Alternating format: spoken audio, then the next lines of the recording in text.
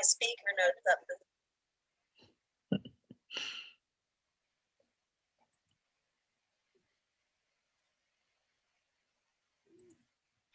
All right, I think we'll go ahead and get started because we've got a lot to cover today. Thank you for joining us for the June monthly EDH for 3D NHD forum. We appreciate your participation. Just a quick reminder. Just a quick reminder of the project and a few notes. Note that the presentation is being recorded. And we ask that you put your full name and organization in the chat. That helps us keep track of who's participating and who we need to keep in the loop. We also ask that if you have any questions at any time, go ahead and place them in the chat. And we're going to review all the questions during the Q&A at the end of the presentation. Quick reminder, EDH for 3D NHD is a cooperative agreement between NSGIC and USGS with the intent of engaging state and local governments and their private sector partners to explore options for deriving high-resolution hydrographic data using 3D data. So you've seen this before. For those of you that are new to the forum, just briefly what we're doing within the project, there is a monthly forum. We're in our first year of this project and the focus is on sharing information. So there is a monthly forum, third Wednesday of each month. If you haven't participated in past forums, the forum webinar recordings, the PowerPoint, and a Q&A doc is available at the NSGIC Learning link. You can just search on EDH. If you're interested in presenting or have topics for discussion during the forum, as part of the forum, please contact me, Phil, and I will have our contact information. Emily, can you mute whoever's eating lunch? Thank you. Sure, will do.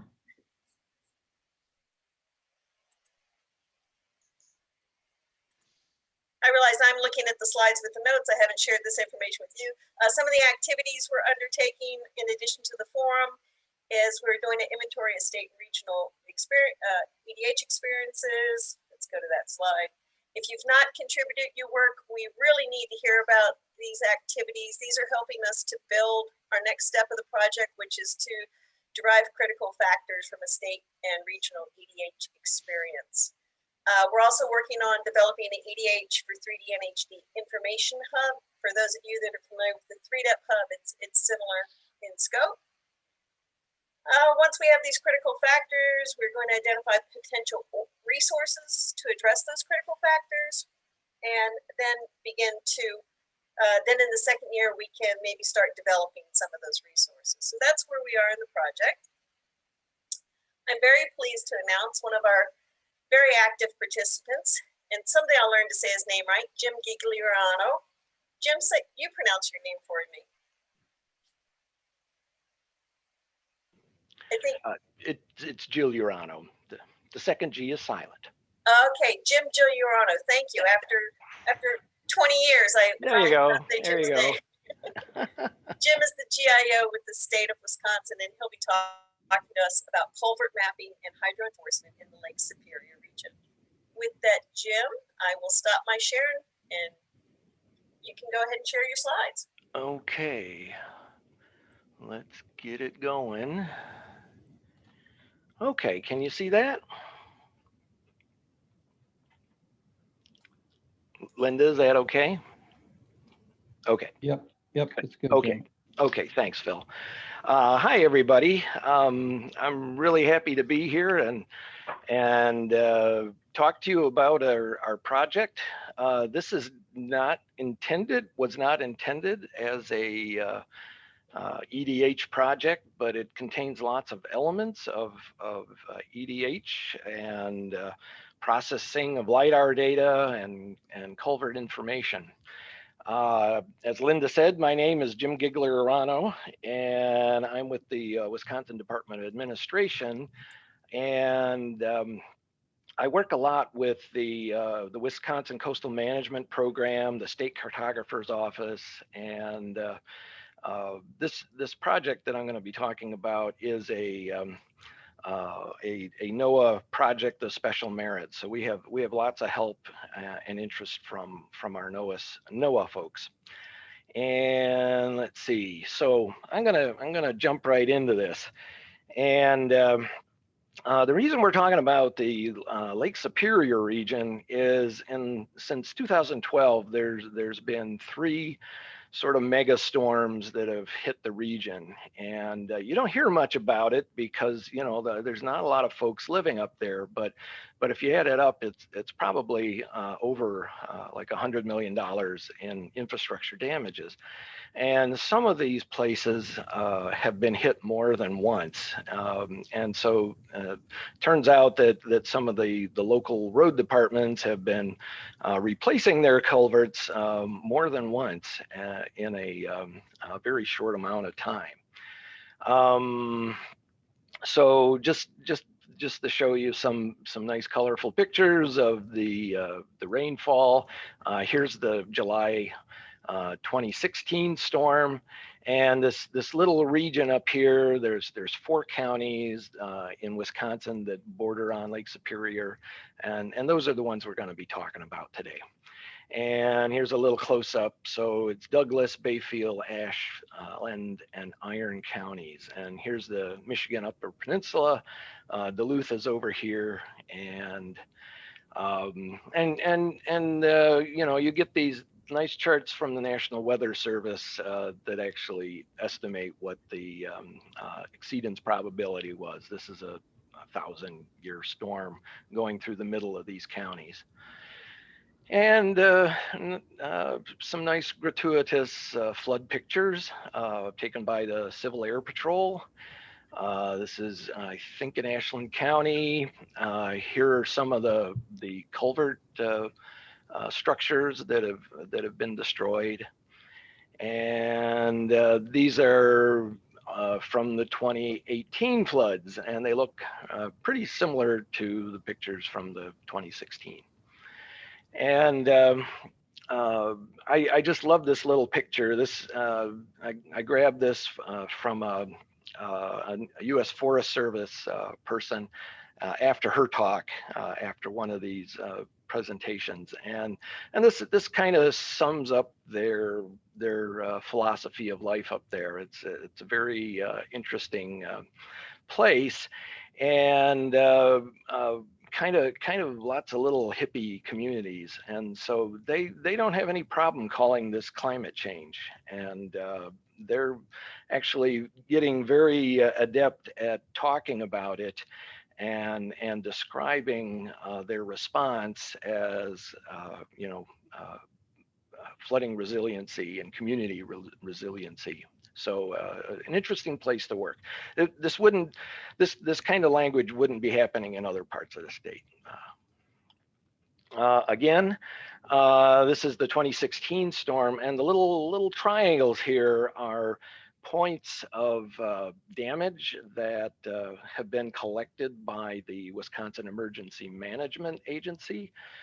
These are requests that go into FEMA for disaster response funding, and so each of these kind of has a little note attached to it that describes what kind of damage it is, and what we've done is kind of filtered that out for this Huck 8, which is centered in Ashland County, and these are the damage spots that include the word culvert. And just to show, those are the little white and black dots. The little green triangles are also culvert damages that were not part of the, and those were collected by the Wisconsin Wetland Association. So when we started talking about doing a project up there, we had been to the Coastal Mapping Summit in Chicago in 2017.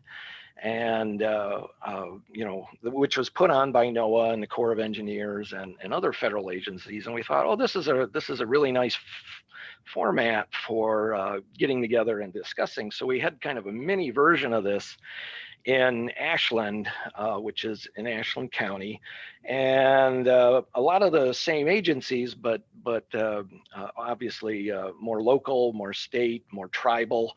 University came, and the number one thing that they didn't talk about in their presentations was culvert mapping. It was the main topic of conversation in the coffee breaks and stuff like that. So we put together these two projects of special merit, one in 2018 and just started another one in 2020. And the sort of main focus is the culvert mapping, but using an approach where we're setting up a community of practice. And I'll talk a little bit more about that. And also trying to help our collaboration using cloud-based geospatial platforms. I won't talk about that as much. The community of practice, we want to do peer-to-peer learning and group training. We want to do best practices and standards for data products. We especially want to cut across organizational structures. Wisconsin as a government is a very siloed sort of state of affairs. People in the same agency don't know that their mapping counterpart exists, across the cubicle. So we're trying to bomb that, and especially try to get into the local folks as well, because there's a lot of expertise and a lot of knowledge out there, and sometimes it leaks through and sometimes it doesn't. So off the bat, here's a very short list of our community practice participants, and particularly those who already or were thinking about a culvert mapping project. And these are all represented in that sort of 4-county area.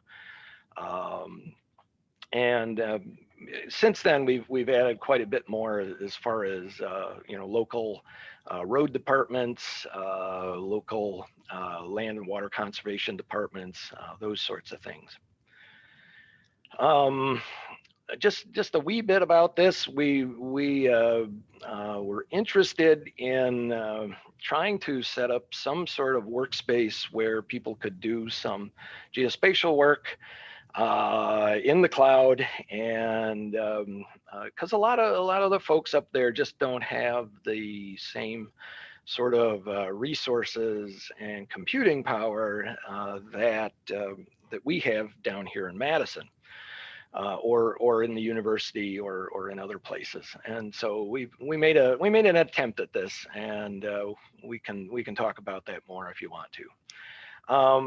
Main thing though is we're going to talk about culverts and sort of the derivatives from those cut lines that can be used to create hydro-enforced DEMs, which in turn get used in various models and so forth.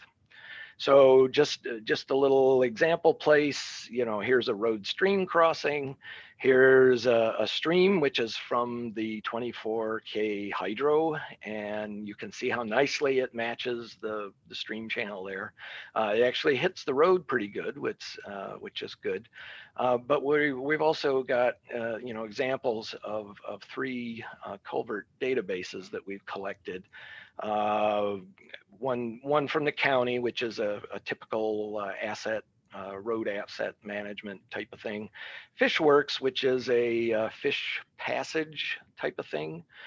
Is there a barrier to fish passage at this particular point? And then our little red triangle here is from our regional planning commission, which has done a lot of HAZIS mapping.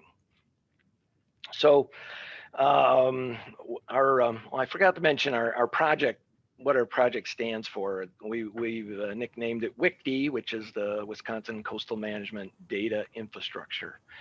And so whenever I say WICD, it's this amalgamation of community of practice and data and partners and all that good stuff. So we started collecting culvert databases. These are some of the early ones that were made available to us, and then we did a more formal request for data and to get sort of updated collections, especially from the county and the state DOT and so forth. But you can also see, you know, there's some interesting partnership type of things, DNR and the Bad River Watershed Association. There's some tribal organizations in here, and of course a lot of this was going on before the floods in 2016 and 2018, but it really accelerated after those things sort of took root. So let's see, going right along. Our two project staff, Melanie Coles and Genevieve Burgess, worked with the COP to kind of come up with a universal database scheme. Also, Howard Berrigan, the state cartographer, was instrumental in helping design this. And you know, we sort of went through a kind of joint project of identifying which things were sort of core attributes, which things were about the culvert itself, which things were more environmental, hydrological, and also flood damage, those types of things. And from that, the folks, again, with very close input from the community of practice, developed sort of, you know, put things into nice boxes so that you know, there's mapping the attributes from one database in to sort of match the attributes to another database. And just as an example, here's the core things, which core elements, which are things like the names of the road and the names of the river and so forth. So again, this was very much a collaborative sort of thing.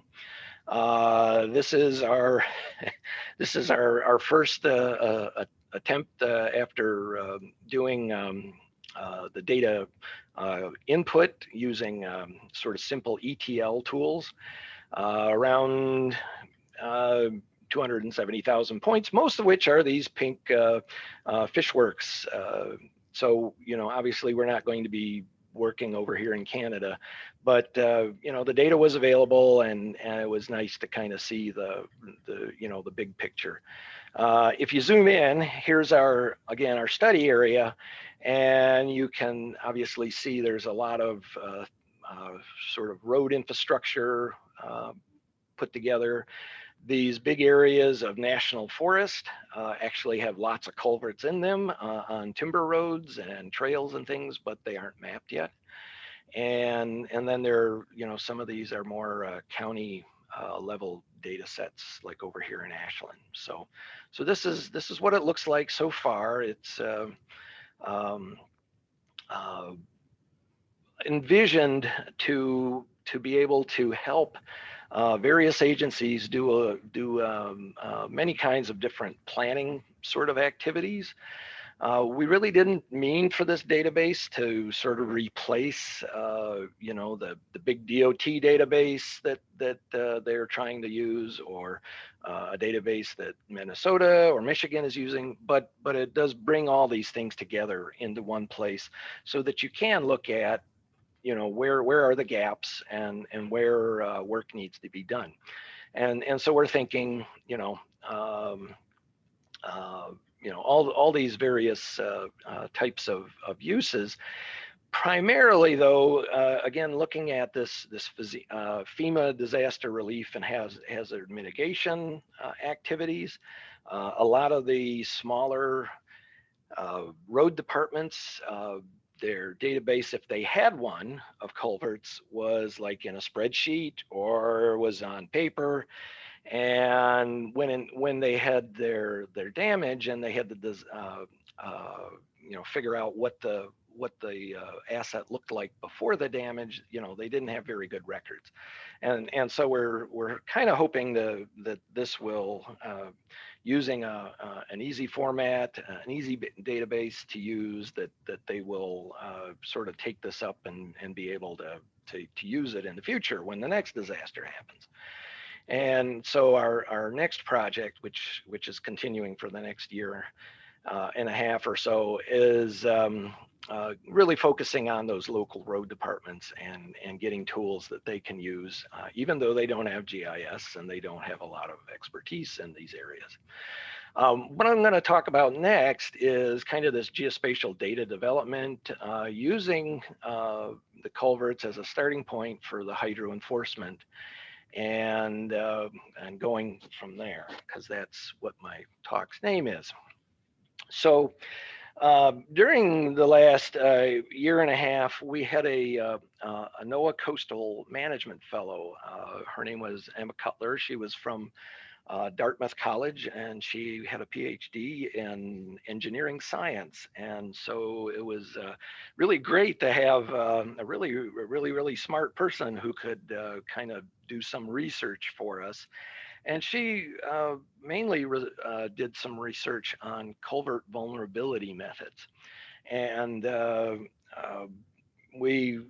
she got sort of like halfway, and by golly, she got a job offer from a international development and sustainability agency, and by golly, she had to take that job. So that was kind of good for her, bad for us. But the short of it is, she did make some progress on developing a model. And what you see here is one Huck 12, the blue outline here, and the yellow dots are undamaged culverts, and the red dots are damaged culverts from that 2016 storm. And so we needed to do the hydro enforcement to create these little culvert catchments, and from that, do kind of the sort of traditional GIS work of figuring out which characteristics might have contributed to the damage and which were not. And she came up with some very early results, but nothing that we really want people to hang their hats on. But I think we're in pretty good shape to pick this up again. What's cool about this is folks are do a lot of create catchments from stream segments. We're actually creating catchments from the intake point of the culvert, and of course this creates nested catchments, and you have to take that into context. So her takeaways were, we got a process. We have a process for creating the HEDEMs. It's a little shaky, which I'll get to in a minute. These various parameters all seem to correlate with some of the damaged culverts, and obviously there's more work that needs to be done. Just really quick, this is our process for hydro enforcing the DEM. We're using imagery, we're using the culvert databases, we're using the bearer DEM, and we're using a tool called ACPF, which is the Agricultural Conservation Planning Framework, which was developed by the USDA ARS office in Ames, Iowa. And it's mainly developed as a tool for watershed planning and conservation planning in agricultural settings. The thing about it is that it has a lot of the same kind of tools as ArcHydro, but it kind of branches out from there, and they're arranged really nicely so that you go through this iterative process of you find the cut lines, you try to figure out if you're done, and then if you're not, you go back and loop through it again. And one of the things that we really struggled with is the mapping of the cut lines, and I'll talk a little more about this later. This tool was developed in a agricultural state in Iowa, and so the cut lines aren't a big deal there. You can pretty much see them on photography and on the LiDAR. And what we didn't count on was in northern Wisconsin, it's a really woody landscape, lots of wetlands, and sometimes it's really hard to figure out where the water goes. And so you really need local expert knowledge, which gets us back to the COP thing. Okay. So here it is, running ACPF. Like I said, they've outlined these things in a sort of very nice step-by-step process. The one thing is when you run, after you run these flow definition things, you have to kind of look at it and go, well, did I get everything? And if not, then you go back and do some more cut lines. She did use a USGS selective drainage toolkit that has a lot of the same features, and it also has this automatically created cut line feature. And what we decided was the amount of time that it took to sort through all the automated cut lines really didn't help. They were a lot of false positives, and so we had to spend just as much time shaking those out as just doing it straightforward. So again, the process is you first run the impeded flow, and you get a flow net, and it shows places where there are digital dams and the water doesn't flow nicely, whether it flows over the road in the wrong place or it goes down the ditch or some other thing. You put your cut lines in there, you run the impeded flow again, and see if you've made some improvements. You can do this as many times as you like, and in a sort of a normal world, maybe 2 or 3 times is enough. But here, up in the woods, it took a little longer, and so that's part of the fun of working in this territory. Then of course these are stream catchments, stream segment catchments. These are not the culvert catchments, but that's a normal part of the process too. And once you get those, you can look at your original HUC 12 boundary, create the streams, create the catchments, do some cleanup, and dissolve the boundaries, and then you can see that your HUC 12 needs a little work. And up here, that's a pretty common occurrence because of the trees and the poor quality of the original topo data that they're based on. So just a little bit, a little introduction to the cut line mapping. Here we are in Ashland County. Here's again one of those stream road crossings. We do have some nice culvert records for this area. This is from the county. This is a county road. And so we're in good shape as far as knowing that there is a culvert there. When you look on the imagery, yeah, you can. There's something there. It isn't real obvious. And this is 1 year before the flooding in 2016. And zooming in, you can kind of see in the shadow where the culvert pipes are. There's also this wonderful feature of being able to use Google Maps to see the little tick mark on the county road and the little stake over in the the ditch that says there's a culvert there. So those are two things that help figure out if you're seeing the right thing. And as you can see, this is a very woody area. Just some gratuitous remote sensing here. This is actual photo from Digital Globe 3 days after the flooding. Ground photo, and you can see indeed there's a big hole in the ground where that culvert used to be. And a week later, it was repaired. Since this is a county road, a main artery, I just had to throw these pictures in because you don't see this much documentation for this type of stuff. It's very difficult to get. So digging deeper and going down the rabbit hole of different people have different ways of mapping cut lines.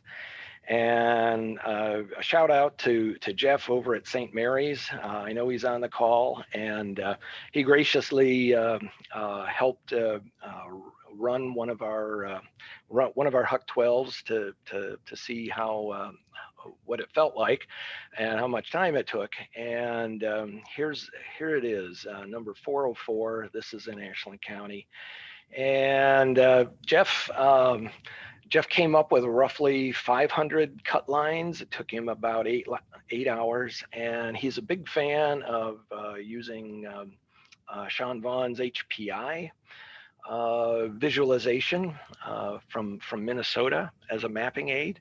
And of course, the St. Mary's folks are like the the world-class wetland mappers. So they've developed this expertise over many years of wetland mapping. I think they've done some NHD mapping, and probably tons of other things. And so that's Jeff's map, and here's my map. And I'm an old fart remote sensing guy, and I tried to map for let's say everybody's purpose. So I did things like mapping driveway culverts and trail culverts, and even though there weren't obvious reasons for doing it, it was more for completeness sake. And so here is let's see. Oh, okay. Yeah, this is the comparison of the two overlaying. Jeff's cut lines are in yellow, mine are in red, and the resulting two sets of flow nets. Mine is dark blue, Jeff's is lighter blue. They're pretty darn close, except for just a handful of little areas that are not the same. And so the vast majority of the Huck 12 looks like this. But then there's a couple places like this, and they really tend to be sort of urban areas. This is a little town where I just went crazy and tried to map all the the little urban culverts and drainage ditches and things like that. And then there's this other area over on the left, which is a railroad right away, and a highway and some other things. And we just got water going in all kinds of directions here. And so it begs the question, which is right, or which pieces of it are right. And I don't think we can answer that without having somebody from the COP or a local road department help us out, and we've tried to do that in some cases. Just to beat a dead horse here, here's an area where we've actually got 4 different folks doing cut line mapping. These big pink ones were done for a hazard study. The green ones, which are kind of invisible, were done by crowdsourcing students at Northland College, and then Jeff's and my thing. And so you can see different people have different different ways of doing it for different reasons. And that is the number one thing we kind of struggled with. And to illustrate that, I'm just going to inflict a few more of these issues are on you. Even though we had good information about state highways and county highways and some local roads, as far as their existing culvert database, there's almost nothing for things like railways and trails and other types of features. So you're kind of back to figuring that out on your own. Here's a case where there's a railway. There's obviously water flowing through the culvert right here, and over here, not so much. You know, it's hard to see that working.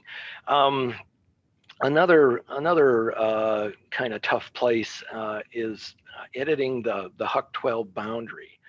And in this particular area, we have, it's actually a tribal area with this nice wetland forest complex. And the Huck and the old USGS topo maps say there's a road stream crossing here. And if you look at a very wet image, you don't see any water crossing the road. And so it's actually going down the ditch. And there's places like that. So that would move that Huck boundary way over here, okay? Of course, you know, if it rained enough, it would probably cross the road.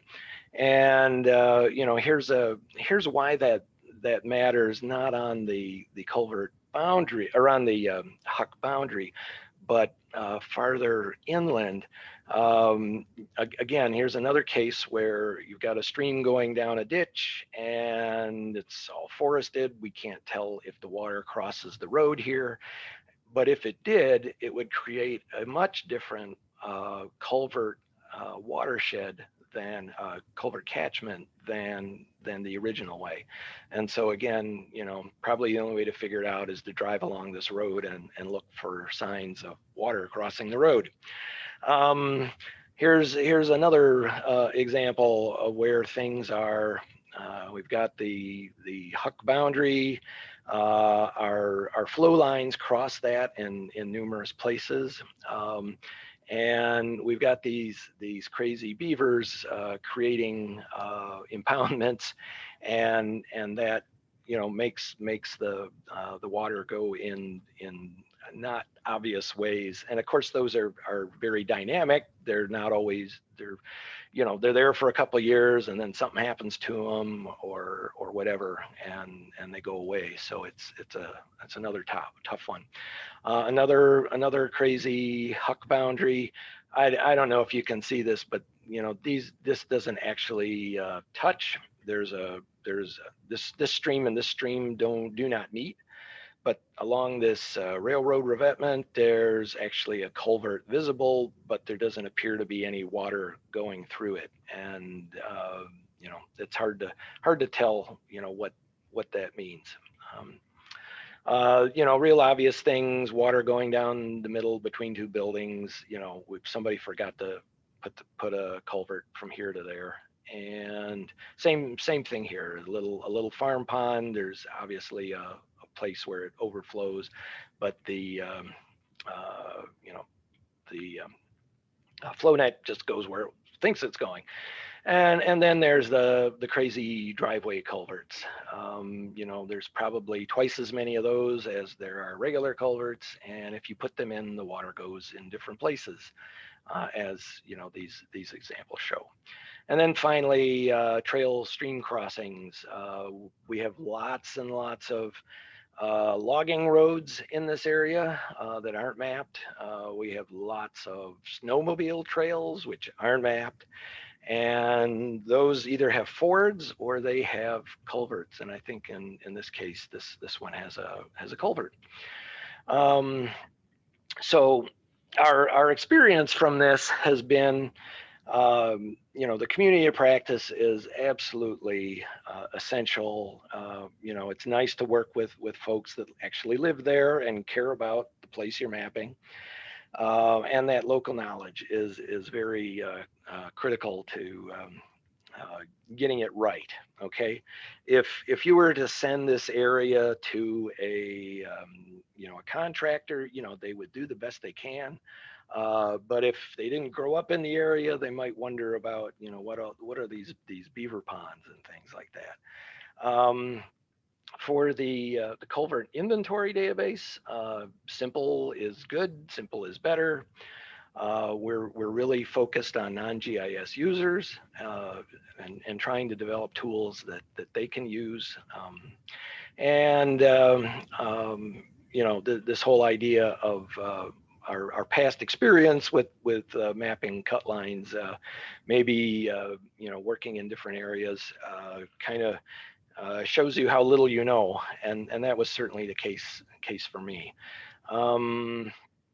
The last one here, there are lots of other sorts of projects in the area, and we have a lot of non-GIS users wanting to use our data and our models, and they have a very interesting set of expectations about when things are going to be ready for them to consume, and they haven't matched reality, which in this case has been tough because of these other things. And then we had the little thing called the pandemic, and people leaving, so that didn't help. That is the end of my talk.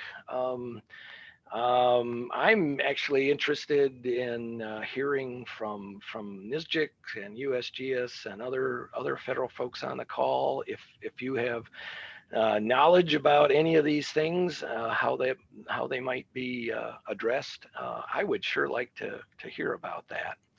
And certainly are these topics that NSGIC needs to talk about in more depth. And I'm thinking, very specifically this last one, the full agency awareness of climate change and how it affects our clientele, and what are going to be the funding opportunities to actually make a dent in some of these things. We need vast quantities of data in order to do a lot of the stuff that needs to be done. And when we get a hiccup like making cut lines and making HEDEMs, then that slows things down, and we need to talk about that. Okay, so here's the project team. Want to big thank you to the state cartographer's office, to the coastal management program, Mike Freese, my boss, if he's online. Say hi to Mike, and of course NOAA Coastal Management, which made all this stuff possible. So from there, I will stop sharing. Actually, Jim, if you'll lead your slides up, we're going to ask folks to put their questions into the chat, and you may want to refer back to a slide or two, or they may have questions about specific slides. Okay. Did I just kill it? Yeah. Okay. You're back. I'm back. Groovy. So with that, well, thank you. A fantastic overview. You're really helping us get to these critical issues. Boots on the ground is everything. I think this is what we're learning, and a great deal of why the USGS is partnering with NSGIC to get that, as you said, that local knowledge. It seems vital to getting the job done. So with that, I'm going to, again, open up the group. Are there any questions for Jim? Please enter them in the chat. This is Phil. I'd just point out that we do have in the chat links to the ACPF tools, to the USGS Selective Drainage Toolkit, and to Sean Vaughn's HPI Toolkit. So those are all three in the chat. Jim, were there any others that we missed? I will have to think about that. We used lots of obviously lots of different kinds of data, but probably the most critical thing was people, and people from EPA, from NOAA, from Minnesota DNR, Michigan DNR. Some of the counties have just fantastic, bright, interested people doing amazing things to model their watersheds. So, yeah. Okay, we have a question from in the chat from Benjamin Houston. Seems like all of your inventories are points, but you still have to manually draw individual cut lines and may or may not match one for one with the inventories. Is that correct? You betcha. Yeah, I threw out a lot of slides just to try to get this under control. And so, there's a thing about, sometimes the folks will actually map the culverts as line features using varying qualities of GPS units. And kind of what we're thinking is, in order to make the HEDEM, we almost have to draw the line from the LiDAR. If you use the photography, it doesn't always match. It might be more accurate, but it also might not land in the right place in order to make the hydrologic connection work. So yeah, those are all good questions. And again, we're kind of just working with what people have, and it varies all over the place. So. Follow up on that. Did you share your better produced cut lines back with the original data source providers? That's a good question. Because they are kind of artificial, and some of them represent culverts, some of them represent just a bad spot in the LiDAR where it didn't penetrate well. We haven't figured out a good sort of accounting system for that. The obvious answer is, yeah, we'd share back with the folks who want it, with anybody who wants it. But it isn't quite to the point where it's consistent. And a lot of it has to do with this, some of the things I was talking about, different people map it in different ways. And we're not sure, where we are on the spectrum, because I certainly try to map everything, and other people are more in the vein of, well, let's just get it done.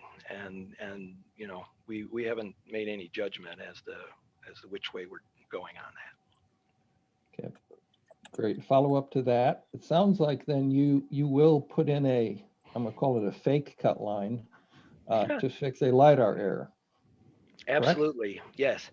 And actually, Jeff had some of those things. He would draw a line down the middle of the stream to make sure that it stayed in its banks, and in an area like this in particular where there's a lot of woody debris in the stream that sometimes doesn't get filtered out by the LiDAR contractor.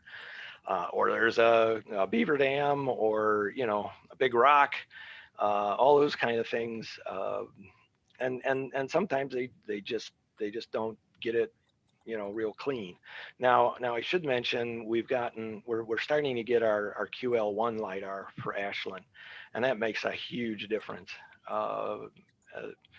It's enabling us to look at where the flood damage actually is, where the erosion is, and where the deposition is, and also chart that stream channel much better than our first set of LiDAR, which was from FEMA.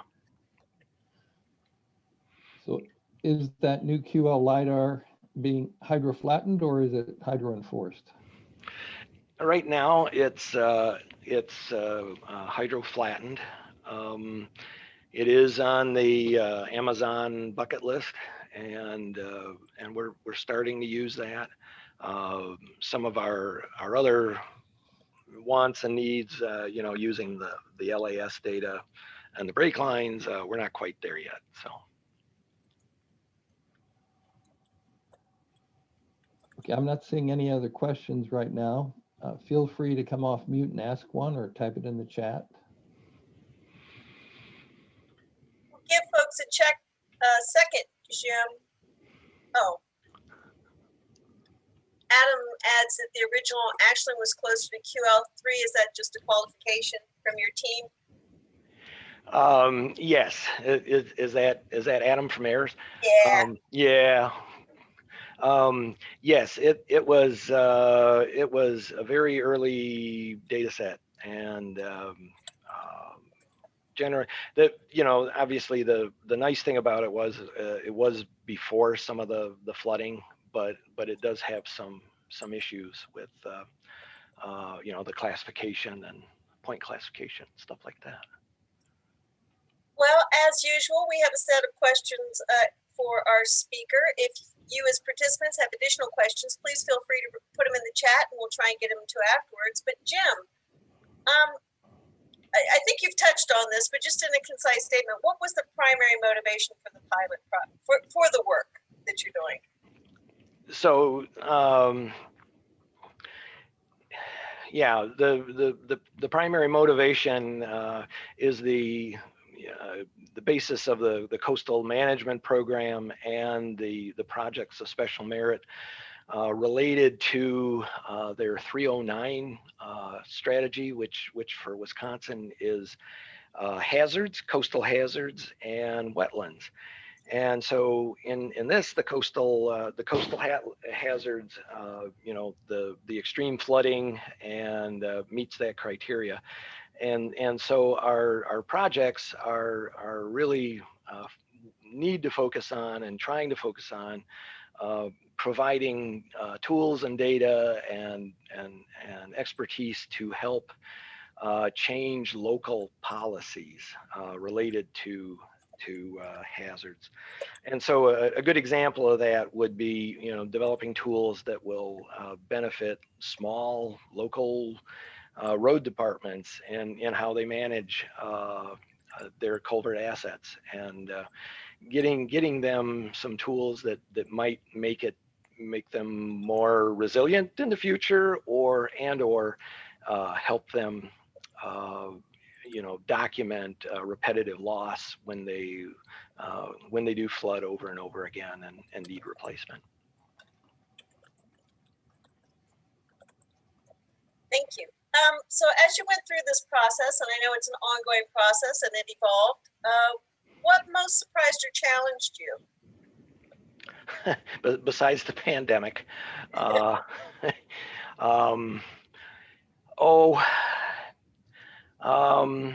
don't know. It could be lots of things. Again, you know, having the local knowledge and the camaraderie, and you know, people describing the moose in their front yard when you talk to them is always fun. Yeah, that's just all over the place. Okay. All right, so you know, part of our project is to identify what resources we can be developed. So what resources do you think can be developed to support stakeholders in developing, integrating, and managing their EDH data?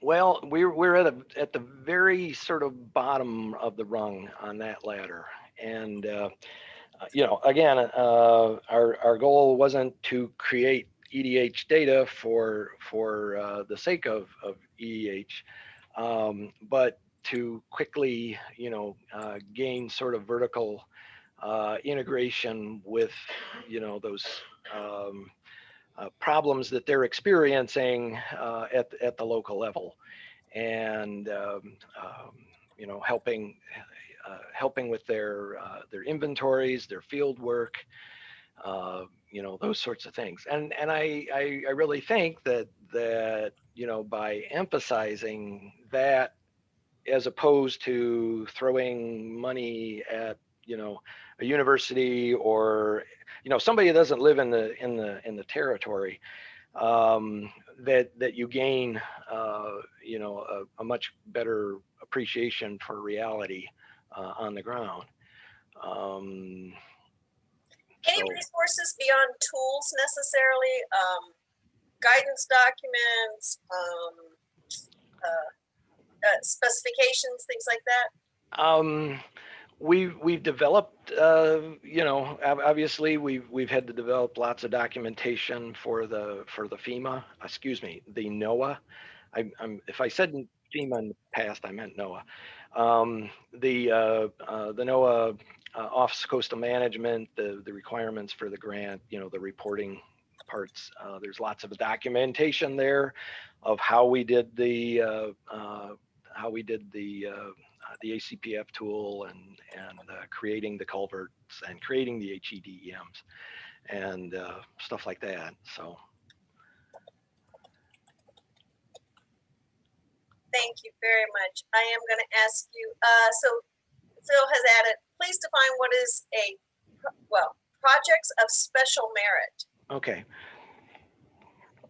Again, sorry, that's not a FEMA thing. It's a NOAA thing, and it's aimed at the coastal states that are part of the coastal management program, and of course, you know, Great Lakes are included in that. So Minnesota, Wisconsin, Michigan, you know, all have little coastal management programs which do various things.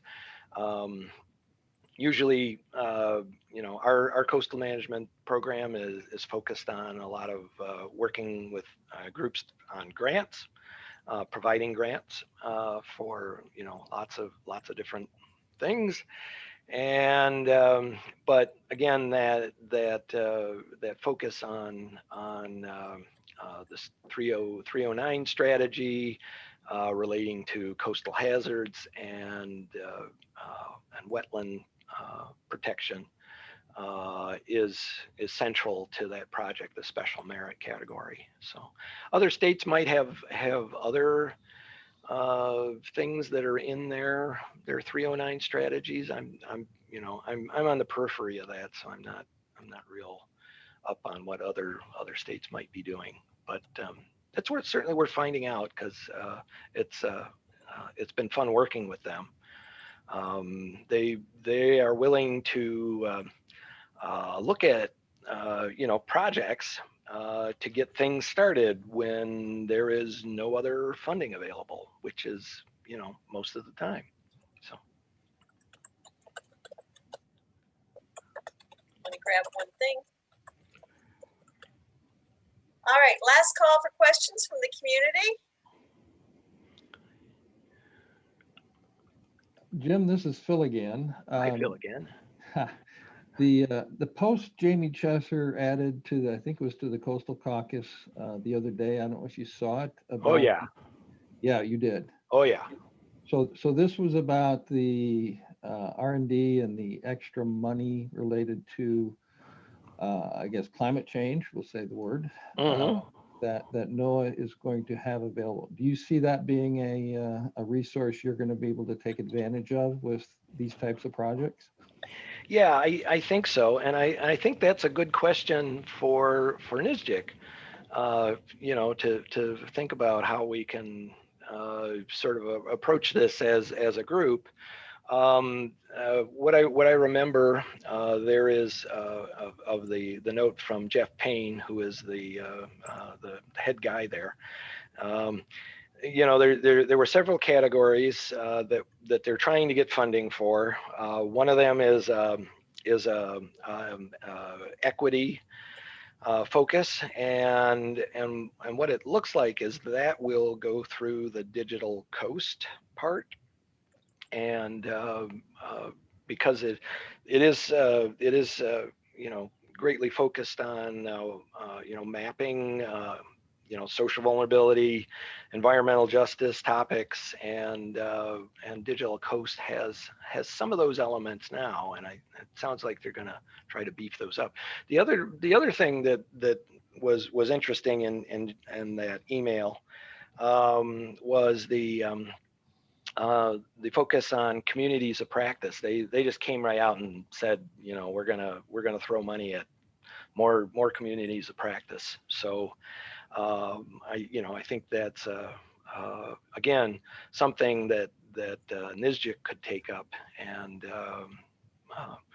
whether it's technical stuff like how are we gonna map EDH, or other things like how are we going to do carbon sequestration on a regional level, those kind of things. These are all kind of neat and wonderful things that are happening right now, and it's nice to have a chance, like with Linda and Phil, to talk about one thing, but also to put it in the context of these broader things, which really are quite important. And otherwise, you end up going left to don't, or chaos. So thank you for that opportunity. Jim, can you just elaborate when you talk about community of practice? Lorraine wants to know, is this yes, let's see if I don't think I have my community of practice slide handy, but so it has the qualities of it isn't something that necessarily needs to be permanent. It can be a group that comes together to address certain issues, or in this case, there's a whole bunch of people that really like to map culverts, and they may be in the context of a fisheries biologist, or they may be in the context of a road maintenance guy. The thing that puts them together is that culvert, and getting it located and getting it described nicely, and so it brings together strange communities that otherwise don't necessarily talk to each other. So that is one of the beauties of it. And GIS people are wonderful, but they like to talk to other GIS people, let's face it. And getting out and talking to real people is a wonderful thing. And through these communities of practice, the practice being that thing that they want to do that brings them together. So it can be anything. and just to clarify, you're talking specifically though about the Sea Grant program, right? Say that again, Linda. You're talking specifically about the Sea Grant or the NOAA communities of practice. You're not just using the term generically. Yeah, I probably sloshed back and forth there. In Jamie's email, it was NOAA talking about climate resiliency communities of practice. So there are other a more generic term can be applied to anything. Sure. Playing bocce ball or whatever it is.